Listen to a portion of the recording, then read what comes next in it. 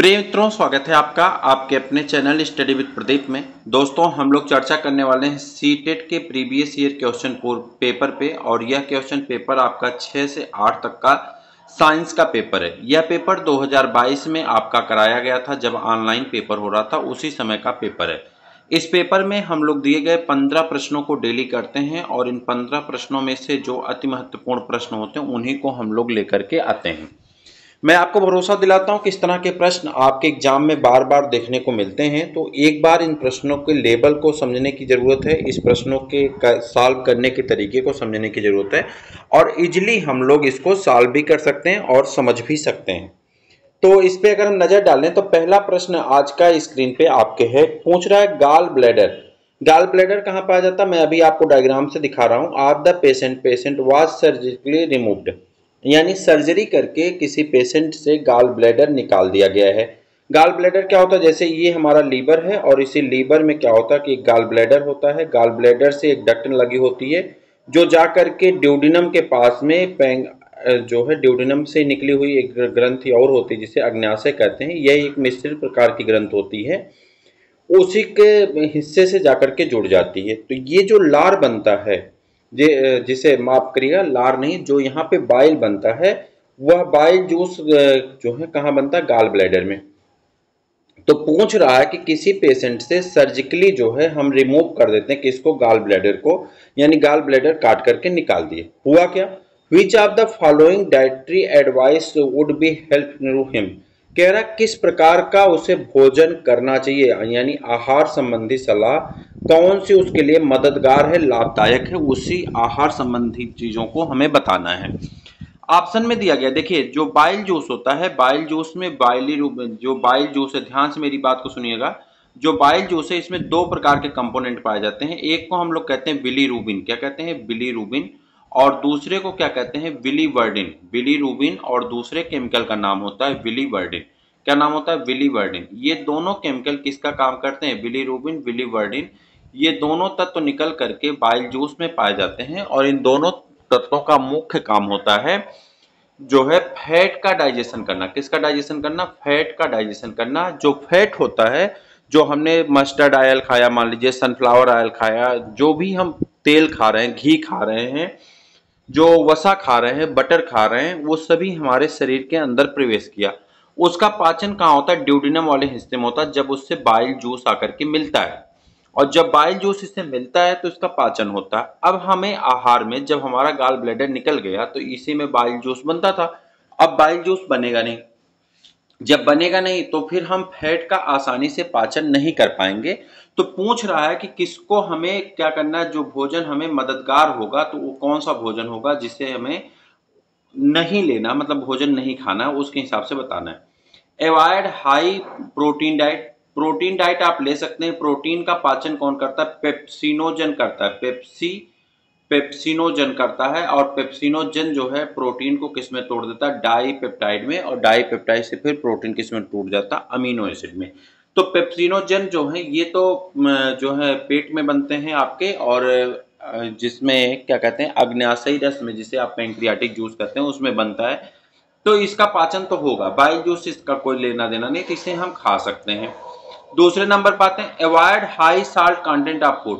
अगर हम ज्यादा नमक की मात्रा को खाते हैं तो उसका असर हमारे ब्लड प्रेशर पे पड़ सकता है, ठीक है। लेकिन यहाँ पे डाइट में कोई लेना देना नहीं, उसका पाचन तो इजिली हो जाता है, नमक का पाचन हो जाएगा। और नमक का जो अवशोषण है कहाँ किया जाता है, तो आप कहेंगे छोटी आंत और बड़ी आंत दोनों में नमक का अवशोषण किया जाता है।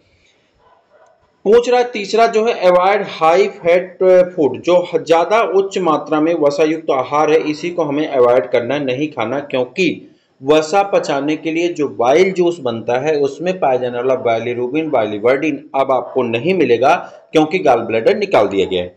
तो इसे हमें ज्यादा वसा वाले भोजन को मना कर दिया जाता है, नहीं खाना। उसके बाद कह रहा है अवॉइड ग्रीन लीफी वेजिटेबल। नहीं, ग्रीन लीफी वेजिटेबल आप खा सकते हैं, उससे कोई दिक्कत आपको नहीं होने वाली है। तो चूंकि हमें जो है आंसर ढूंढना था किसको हम खा सकते हैं, तो किसको अवॉइड कर सकते हैं, सब में अवॉइड लिखा गया है, तो हम अवॉइड करेंगे उच्च जो है वसा वाले भोजन को। बाकी सभी चीजों को हम लोग क्या कर सकते हैं, खा सकते हैं।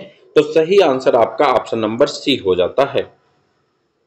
कह रहा किसी मरीज का पित्ताशय जिसे हम लोग गाल ब्लेडर कहते हैं शल्य क्रिया द्वारा निकाल दिया गया, उसको हमने क्या किया, निकाल दिया है। उसे उच्च वसायुक्त आहार लेने से बचना चाहिए क्योंकि पित्त का रस यकृत में निर्मित होता है। पित्त का रस कहाँ बनता है, यकृत में निर्मित होता है, जिसे पित्ताशय में एक संग्रहित किया जाता है। पित्तरस की मुख्य भूमिका वसा की छोटी छोटी बूंदों को तोड़ना है, वसा को इमल्सिफाइड वसा में बदल देता है। आप इमल्सन प्रक्रिया पढ़े होंगे, जब साबुन का रिएक्शन तेल की बूंदों के साथ होता है तो इमल्सन अपक्रिया होती है। केमिस्ट्री में क्लास 10 की एनसीईआरटी में सेकंड चैप्टर में आपने पढ़ा होगा, अगर नहीं पढ़े होंगे तो हम लोग जब एनसीईआरटी करेंगे तो उसमें हम आपको इसके बारे में चर्चा करेंगे। कह रहा पित्ताशय वसा के पाचन में महत्वपूर्ण भूमिका निभाता है, अतः मरीज को उच्च वसा युक्त भोजन करने के लिए क्या किया जाता है, मना कर दिया जाता है। आगे पूछ रहा है from among the following identify the set of the vitamins which are stored in the liver. कह रहा उस सेट को पता करना है, उस सेट विटामिन्स के उस सेट को पता करना है जो लीवर में स्टोर होती हैं। कहाँ पे स्टोर होती हैं, लीवर में स्टोर होती हैं। And are not required for our body of everyday basis, इन्हें डेली बेसिस पे हमारी बॉडी को रिक्वायरमेंट नहीं है, जब जरूरत पड़ती है तो ये फिर कन्वर्ट होकर के हमारे बॉडी में अपनी नेसेसिटी को फुलफिल करती हैं। प्रश्न पूछ रहा है कि निम्न में से विटामिन्स का वह कौन सा सेट पहचान करोगे जो दिया गया है जो यकृत में भंडारित रहते हैं और हमारे शरीर के दैनिक आवश्यकता की पूर्ति के लिए आवश्यक नहीं है। ठीक है, यानी दैनिक भोजन में उसे लेने की आवश्यकता नहीं है। विटामिन्स जो होते हैं वो दो प्रकार के होते हैं, आपको पता होगा। एक आप जानते हैं 1912 में कैस्मर फंक के द्वारा जो है विटामिन्स की खोज की गई थी। कहीं कहीं अगर आप यूपीएससी वगैरह की क्लास देखते होंगे तो उसमें जो है 1888 की घटना बताई जाती है, तो उसको छोड़ दीजिए। तो जो है 1912 ईस्वी में विटामिन कैस्मर फंक के द्वारा खोजा गया था। विटामिन्स का नाम अल्फाबेटिकली नाम के आधार पर रखा गया था। विटामिन्स का नाम ABCD अल्फाबेटिकली नाम पे रखा गया था। विटामिन्स जो हैं ये बाद में इनके केमिकल नाम्स आए, लेकिन विटामिन्स को दो भागों में बांटा गया है, वाटर सॉल्युबल और दूसरे को हम लोग क्या कहते हैं, फैट सॉल्युबल विटामिन। आपको बता दें कि जो वाटर सॉल्युबल विटामिन होता है इसमें बी और सी दो विटामिन आती हैं वाटर सॉल्युबल विटामिन में। जैसे अगर हम बी की बात करते हैं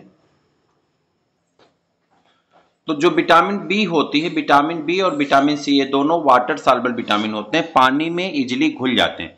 जैसे नींबू को ले लें तो नींबू जो होता है पानी में घुल जाता है और इसमें विटामिन सी पाए जाते हैं। संतरा, मौसमी, ये सब में क्या पाए जाते हैं, विटामिन सी पाए जाते हैं जो वाटर में इजीली घुल जाते हैं। चावल का जो पानी, चावल धुलते हैं तो ऊपर जो दुधिया रंग का पानी आता है वो उसमें विटामिन पाई जाती है, विटामिन B1 पाई जाती है। विटामिन बी को बी कॉम्प्लेक्स कहते हैं। तो ये दोनों किस में घुलनशील विटामिन है, जल्दी बताइए, पानी में। अब इन्हीं को काटिए, जहां जहां ये मिलेंगे वो कट जाएगा। तो इसमें देखिए विटामिन सी है, ये नहीं हो सकता हमारा आंसर। विटामिन बी और सी दोनों, ये तो कदापि नहीं हो सकता।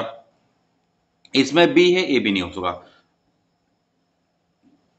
अब विटामिन कौन होंगे, विटामिन ए, डी, ई और के, यानी ये चार विटामिन फैट सॉल्युबल विटामिन है और ये हमारे लीवर में क्या होते हैं, संग्रहित होते हैं, यानी यकृत में भंडारित रहते हैं।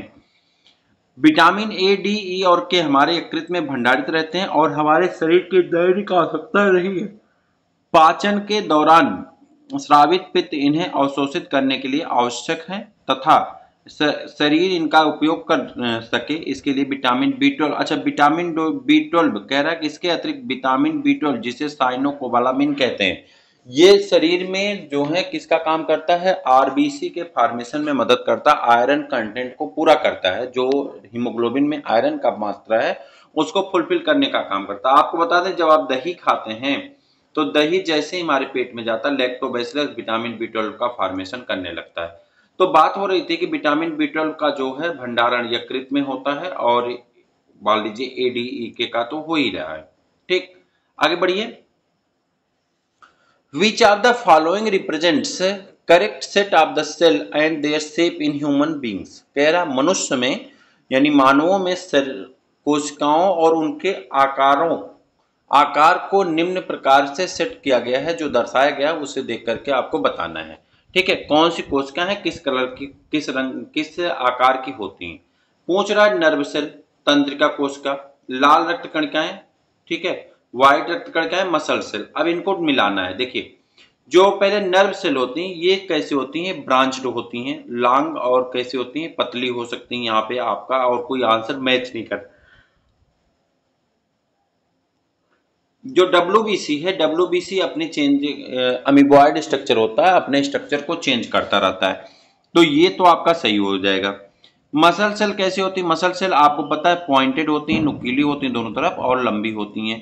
तो ये आपका हो जाएगा लंबी और नुकीली, ठीक है। जो आरबीसी की कोशिकाएं होती हैं डिस्क्वायड शेप में पाई जाती हैं, तो ये भी आपका सही हो गया।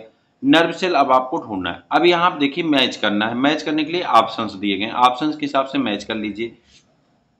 ऑप्शन से मैच करने से पहले आप यहाँ पे आराम से इसको देख लीजिए। तो कह रहा है तंत्रिका कोशिकाएं लंबी होती हैं और शाखी आकार की होती हैं, ठीक है। वहीं पे आपकी लाल रक्त कोशिकाएं चक्रिकाकार होती हैं, यानी डिस्क्वायड शेप में पाई जाती हैं। श्वेत रक्त कणिकाएं अपना आकार बदलती रहती हैं। पेशी कोशिकाएं लंबी और पतली होती हैं और त्वचा कोशिकाएं समतल आकार की पाई जाती हैं। इन्हीं 5 के बारे में पूछा गया था और इन पांचों का टेबल यहाँ पे दिया गया है। तो आपको इन्हें बस ABCD के क्रम में मिला देना है, जैसा कि ऑप्शन में मिलाने को कहा जाता है, ठीक है। आगे बढ़िए। Read the following statements and choose the correct option. आपको जो स्टेटमेंट दिए गए उन्हें पढ़ने हैं और सही कथन के हिसाब से आपको विकल्प का चयन करना है। कह रहा है असर्शन, जो कथन है एक कह रहा है ए drum produces a low pitched sound while a piano produces a high pitched sound। कह रहा है एक ढोल निम्न तारत्व की ध्वनि उत्पन्न करता है जबकि एक पियानो उच्च तारत्व की ध्वनि उत्पन्न करता है। दूसरा कह रहा है, जो कारण बता रहा है, the amplitude of vibration of A vibrating object determines the loudness of the sound. एक कंपन करते हुए वस्तु के कंपन का आयाम ध्वनि की प्रबलता निर्धारित करता है। प्रश्न दे रहा है यहाँ पे कि A is the true and R is provide to the correct explanation of A और R दोनों सही हैं और R जो है सही व्याख्या करता है। कह रहा है A और जो R है दोनों सही हैं, लेकिन R A की सही व्याख्या नहीं करता है। A और R दोनों सत्य हैं, मतलब इसके बारे में एक R सत्य, एक गलत है, एक सही। अब नीचे देखते हैं, कॉन्सेप्ट को समझते हैं। आंसर तो जब आएगा तो अपने आप ही चेंज हो जाता है, अलग अलग विकल्प के साथ आता है, तो हम लोग आंसर तो अपने हिसाब से सिलेक्ट कर लेते हैं। बस कॉन्सेप्ट को समझने की आवश्यकता है। तब तक आप कॉन्सेप्ट पढ़िए, मैं आगे आपको बता रहा हूं।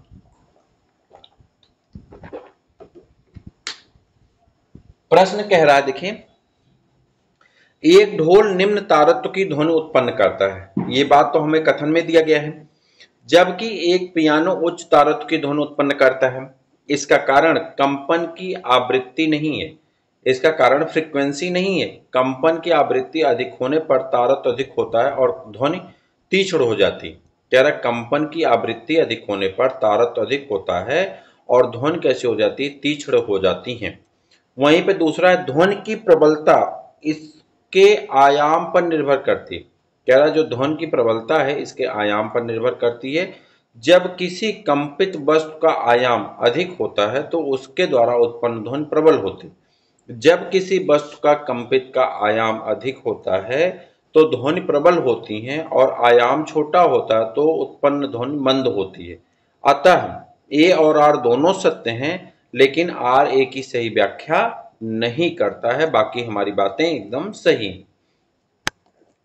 अगला प्रश्न पूछा जा रहा है आपसे कि which of these phenomena can not be explain on the basis of gravitational force. वह कौन सी ऐसी परिघटना है जो गुरुत्वाकर्षण बल के आधार पर समझाई नहीं जा सकती है।